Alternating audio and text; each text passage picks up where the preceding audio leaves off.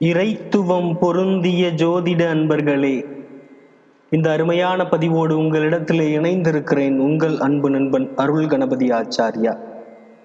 ஜோதிட ரீதியிலே ராஜயோக அமைப்புகளை தேடுகிற ஒரு நுண் தேடலாகவும், தனி மனித வாழ்விலே பெறுகிற வெற்றி, வளர்ச்சி, செல்வம், இன்னும் இதர பல நிலைகளிலும் மேன்மை அடைவதற்கான ஜோதிட விதிகள் என்னென்ன இருக்கிறது. ஆக ராஜயோகத்தை சொல்ல போகிற பதிவு இந்த பதிவு. ராஜயோகம் என்கிற ஒரு விஷயத்திற்குள்ளே போகும் பொழுது நிறைய வகையிலே விதிகள் இருக்கிறது. ஒன்றிரண்டு உங்களுடைய வாழ்க்கையிலே இருக்கிறது என்று சொன்னாலே நிச்சயமாக அந்த ராஜயோகம் ஏதோ ஒரு வகையிலே நன்மையை தந்து கை கொடுத்து உங்களுடைய வாழ்க்கையை உயர்த்தும். ஆக பதிவிற்குள்ளே நுழைகிறேன். இதுவரை இறைத்துவம் பொருந்திய நம்முடைய சேனலிலே இணையாமல் இருந்தால் தயவு செய்து இணைந்து கொள்ளுங்கள். ஆக அருமையான ஜோதிட கருத்துக்களை அடியேன் என்னுடைய சிறு அறிவின் துணை கொண்டு பதிந்து வருகிறேன். ஆக ஒரு சில ஆதரவு கரம் கோர்த்து எனக்காக நிற்கிற ஒரு அணியும் இங்கே உருவாகி கொண்டிருப்பதை கண்டு மகிழ்ச்சி அடைகிறேன். ஆக அன்பு நண்பர்களே, இந்த ராஜயோக பதிவு, இந்த ராஜயோகம் என்பது ஒரு மனிதனுக்கு ஒன்று அல்லது ஒன்றுக்கு மேற்பட்டவை நான் சொல்கிற விதியிலே இருந்தால் சிறப்பு நிலைகள் ஏற்பட நிறைய உத்தரவாதம் இருக்கிறது. அதனால் இவற்றை அறிந்து வைத்துக் கொள்வது அவசியம். எல்லா லக்னக்காரர்களுக்கும் பொதுவான ராஜயோக விதிகளைத்தான் குறிப்பிடுகிறேன். இந்த லக்னத்திற்கு இது பொருந்தாது, இந்த லக்னத்திற்கு இது உதவாது என்கிற விஷயம் என்னுடைய இந்த பதிவிலே இருக்காதாக. எல்லா லக்னத்தாருக்கும் உதவுகிற வகையிலே இந்த பதிவு இங்கே விளைகிறது. ஆக அன்பு நண்பர்களே, 3 கிரகங்கள் முதல் விதியாக சொல்கிறேன். நிறைய விதிகள் இருக்கிறது. சரி, 3 கிரகங்கள் உச்சம் பெற்றிருந்தால் அந்தஸ்தும் வாக்கு வன்மையும் ஐஸ்வர்யமும் ஆட்சி செலுத்தும் தகுதியும் ஜாதகருக்கு உண்டாகும். இது மிக அழகான ஒரு விதி. சுப கிரகங்கள் கேந்திரங்களிலிருந்து சுபவர்க்கம் பெற்றிருந்தால் உலகம் போற்றும் உன்னதமான சிறப்புகள் ஜாதகருக்கு உண்டாகும். விதி எண் 2. ஒரு கிரகம் நீசமடைந்திருந்தாலும் வக்கர நிலையிலிருந்து 6, 8, 12ஆம் இடங்களை தவிர மற்ற இடங்களில் ஒன்றில் இருந்தால் அந்த ஜாதகர் சிறப்பியல்புகளையும் செல்வத்தையும் அடைகிறார். அனுபவத்துல பார்க்கிறேன். ஆக இது 3ஆம் விதி. வர்க்கோர்த்தம ஜென்ம லக்னத்திலோ வர்க்கோர்த்தம சந்திர லக்னத்திலோ பிறந்து லக்னேசன் பலம் பெற்ற ஜாதகர் உன்னதமான நிலைகளை தன்னுடைய வாழ்க்கையிலே பெறுகிறார்கள். நற்பண்புகளுக்கு உறைவிடமாக திகழ்கிறார்கள். பலருக்கும் உதவி செய்வார்கள், பலராலும் உதவி பெறுவார்கள். ஆக இது விதி 5.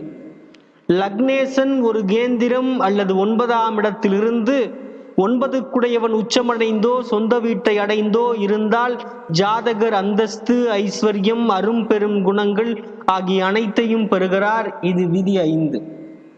பூரண சந்திரனாகி அவர் சுப வர்க்கம் பெற்று உச்சம், தன்னுடைய சேத்திரம் ஆகிய வீடுகளிலே இருந்தால் 6ஆம் விதியிலே ஒரு சிறிய மாற்றம்.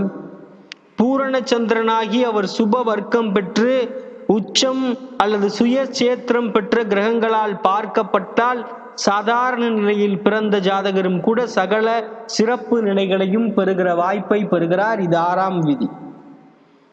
சரி, 7ஆம் விதிக்கு செல்வோம். அஸ்வினி நட்சத்திரத்திலே பிறந்து ஜென்ம லக்னத்திலே சுக்கிரன் இருந்து அந்த சுக்கிரன் பல கிரகங்களினுடைய பார்வையை பெற்றால் வெற்றி வீரராக ஜாதகர் விளங்குகிறார், வலம் வருகிறார். இது விதி எண் 7.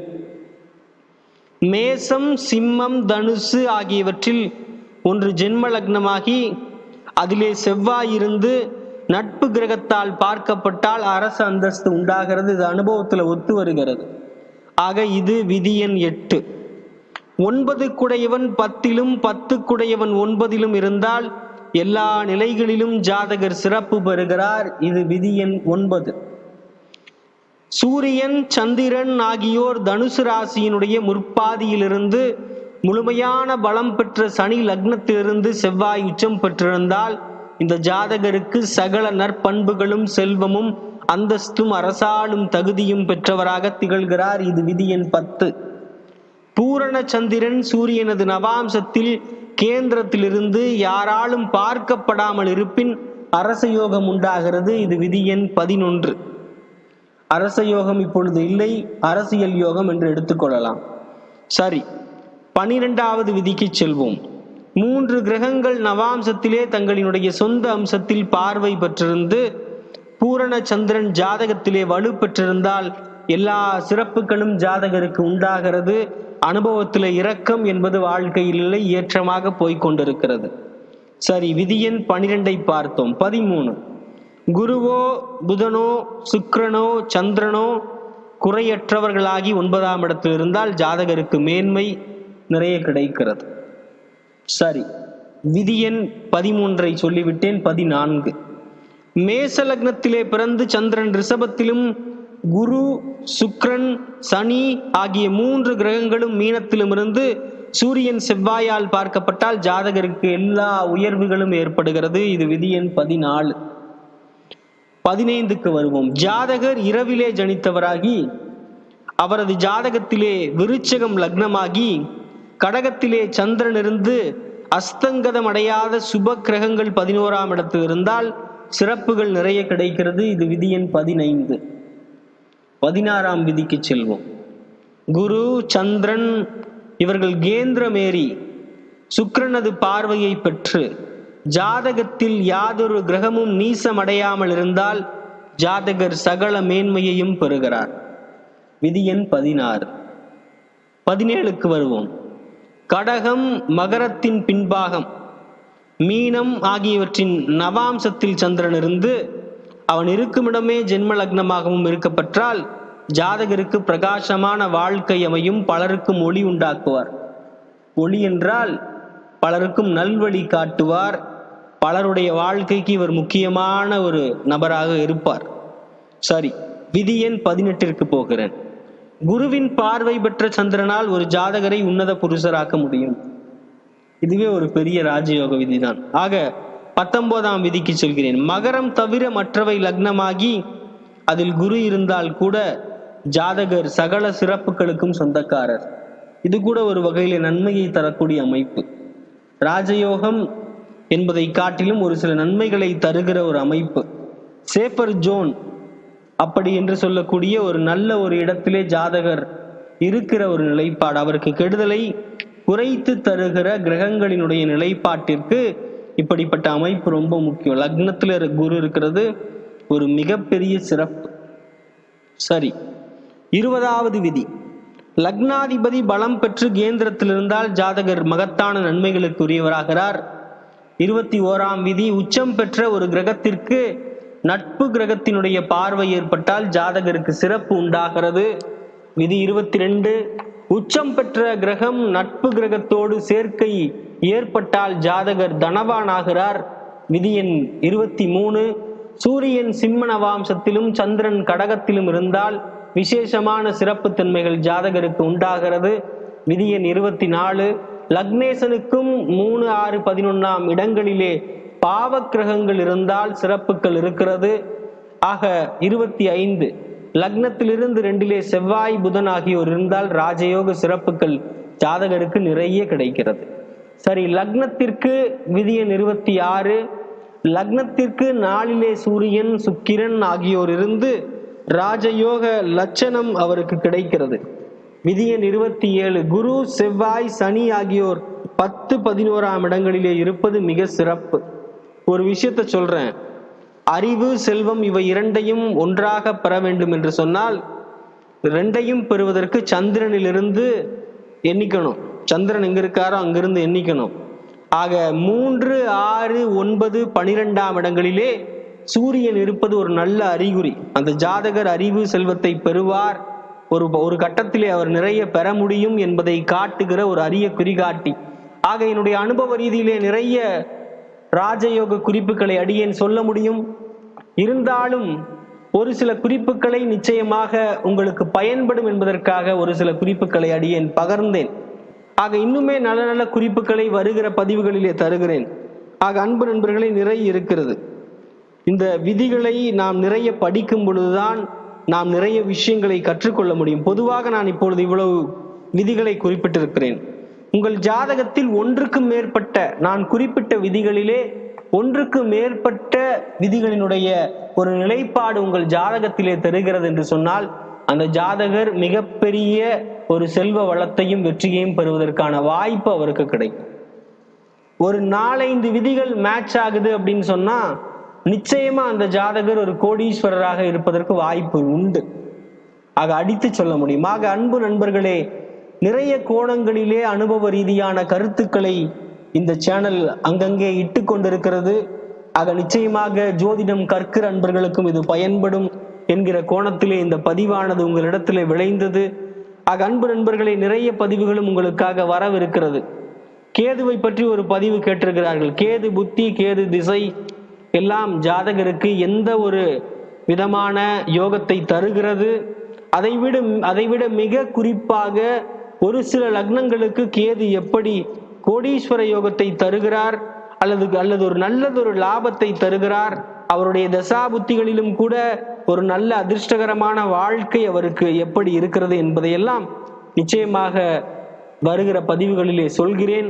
பொதுவாக இன்னொரு விஷயம் கூட எனக்கு ஞாபகம் வருகிறது. ராஜயோகம் என்று தலைப்பை பார்க்கும் பொழுதே எல்லா சுப கிரகங்களும் சுப கிரகங்களின் வீடுகளிலே கேந்திர கோணங்களிலே இருந்தால் ஜாதகர் செல்வத்தை குவிப்பார்.